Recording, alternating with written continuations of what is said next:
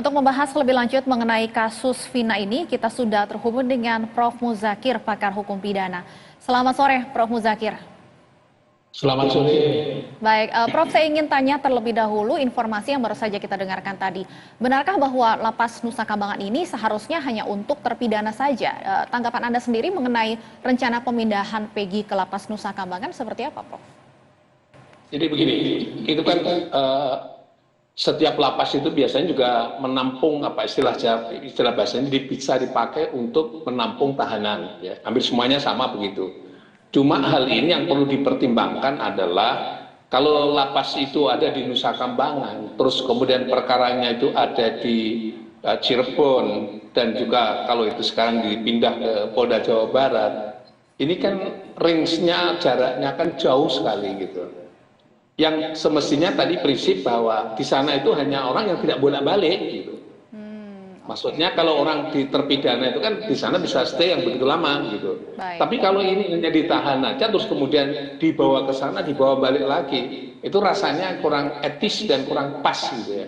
Mestinya cukup aja ditahan di tahanan Polda Bandung, Jawa Barat gitu. Saya kira sudah cukup bagus kalau untuk ditahan ada di sana, sudah pas gitu.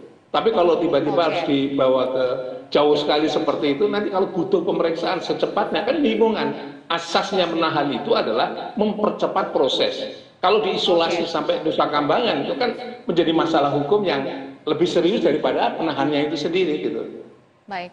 Dan Prof, hingga saat ini pun penetapan Peggy sebagai tersangka masih menimbulkan tanda tanya besar. Ada rekan kerja Peggy yang bersaksi di malam kejadian Peggy ada di Bandung. Kemudian ada bukti slip gaji, ada juga kesaksian dari mantan terpidana yang mengatakan Peggy Setiawan yang ditangkap ini berbeda dengan foto DPO yang diperlihatkan. Melihat keterangan-keterangan ini, menurut Anda bagaimana peluang Peggy ini bisa lolos dari jerat hukum pidana? Ya, saya kira itu apa yang disebut sebagai proses hukum, ya. Saya kira mungkin ada kekeliruan, mungkin ada apa, itu semuanya serba mungkin sekali. Tapi yang paling penting adalah tahap demi tahap itu penyidik juga harus tahap demi tahap, harus dengan bukti, alat bukti yang kuat begitu. Kalau itu terkait dengan pihak penasihat hukum dan tersangka juga harus tahap demi tahap, juga harus memiliki dokumen bukti atau alat bukti yang kuat begitu. Sehingga apa yang distatementkan di media massa itu nanti harus bukti nyata bahwa itu adalah kuat. Kalau bahasa saya sering saya sebut menggunakan istilah alat bukti itu harus memiliki kekuatan pembuktian yang primer dalam perkara pidana.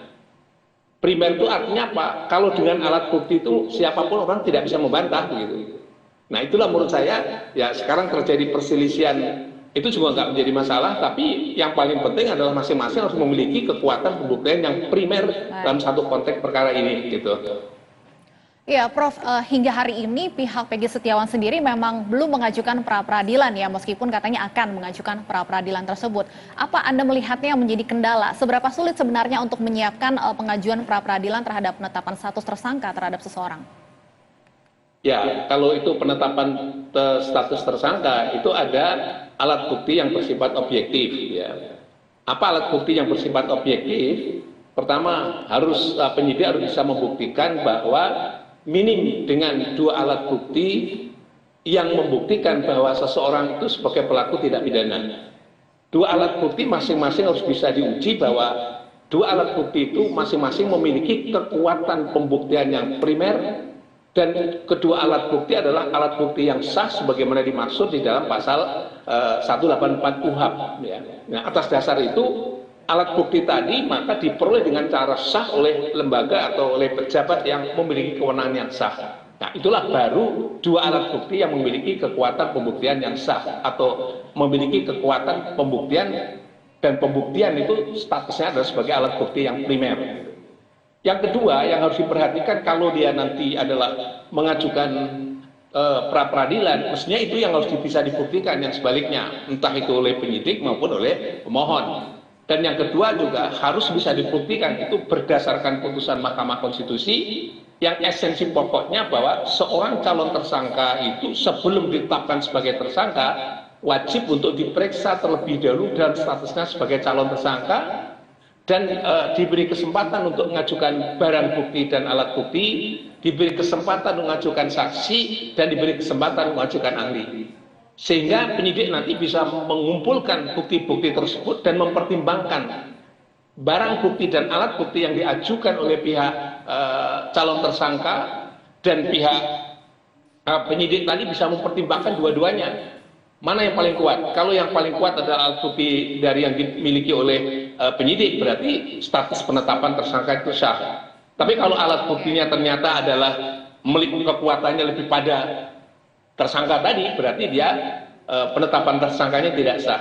Itu nanti hakim yang akan menilai kekuatan pembuktian itu seberapa sesungguhnya oleh penyidik itu, dan juga oleh yang diajukan oleh tersangka. Kalau kemudian ijazah dijadikan sebagai barang bukti dalam kasus pembunuhan, Anda melihatnya bagaimana, Prof? Apakah memang ada relevansinya atau untuk membuktikan identitas dari tersangka atau seperti apa? Ya, kalau ijazah itu nggak ada hubungannya dengan relevansi dengan tindak pidana pembunuhan atau pemerkosaan, tidak ada sama sekali. Oleh sebab itu kalau ada ijazah disampaikan itu semata-mata untuk membuktikan, mungkin itu kaitannya dengan identitas ya. Dan identitas itu, ijazah itu bukan identitas yang dipakai untuk itu. Yang identitas terusnya KTP, kartu keluarga, dan kalau ada paspor. Jadi itu yang memiliki identitas, persis seperti hanya kalau pemilu itu kan penggantian dari KTP ya harus paspor atau akte kelahiran, bukan ijazah ya. Kalau ijazah kurang lazim juga dipakai kalau itu untuk membuktikan identitas. Tapi kalau dalam hal pembunuhan nggak ada hubungan dengan ijazah, ya saya kira ijazah itu ya istilah bahasanya ya melengkapi saja, bukan sebagai alat bukti pembunuhan. Baik, Prof, artinya jika memang nantinya dalam pra peradilan bisa dibuktikan bahwa status tersangkanya dinyatakan tidak sah atau sebagainya, apakah Peggy Setiawan kemudian bisa menuntut balik atau seperti apa proses hukum selanjutnya? Ya, sesungguhnya begini, kalau proses pengujian di pra peradilan itu kalau sudah ada putusan ya sudah selesai. Karena esensi pra peradilan itu adalah menguji penggunaan wewenang yang dilakukan oleh penyidik ya dalam proses penyidikan. Jadi sederhananya seperti itu aja. Jadi apakah nanti boleh menuntut balik? Sebenarnya nggak relevan juga menuntut balik karena dia punya wewenang, penyidik itu punya wewenang gitu ya. Jadi kalau punya wewenang kita uji ternyata wewenang sah ya sudah. Tapi kalau penggunaan wewenangnya prosedur dan sebagainya itu ternyata tidak ditaati dan tidak berdasarkan aturan hukum yang ada, berarti harus dinyatakan prosesnya adalah tidak sah. Cukup sampai di bagian itu saja udah selesai. Gitu. Menurut pendapat saya begitu. Sehingga kalau dia menggugat lagi, saya kira prosedurnya bisa panjang. Oke. Ya, Prof, dalam kasus seperti Peggy Setiawan ini, di mana kasusnya sudah inkrah 8 tahun yang lalu, kemudian sekarang bergulir lagi. Akan seperti apa pembuktiannya nanti di persidangan? Karena ingatan para saksi tentunya akan berpengaruh, kasusnya sudah 8 tahun, TKP pun juga sudah berubah dan sebagainya. Anda melihatnya akan seperti apa ke depannya proses hukum dalam kasus Peggy Setiawan ini? Ya, pertama ini sebuah tantangan buat penyidik ya, kalau karena ada proses-proses yang menurut saya juga agak lengah sedikit dalam arti pencarian sebagai DPO ini ternyata juga sulit juga itu. Jadi kalau DPO itu dulu cepat ditangkap barangkali proses ini lebih mudah. Tapi karena ini lama ya saya bisa paham bahwa tingkat kesulitannya lebih tinggi lagi karena orang juga bisa lupa, alat bukti bisa rusak dan kondisi bisa berubah. Tapi yang paling penting saya ingin sampaikan bahwa kalau itu benar, yang terakhir itu yang semuanya sudah diadili itu. Yang terakhir saya masih mendasarkan pada pendapat bahwa ada 3 DPO pada saat itu. Sekarang baru ketemu 1 ya. Tapi mestinya DPO yang kedua itu ya tetap on, tidak boleh dimatikan, dihapus gitu ya. Harus tetap on.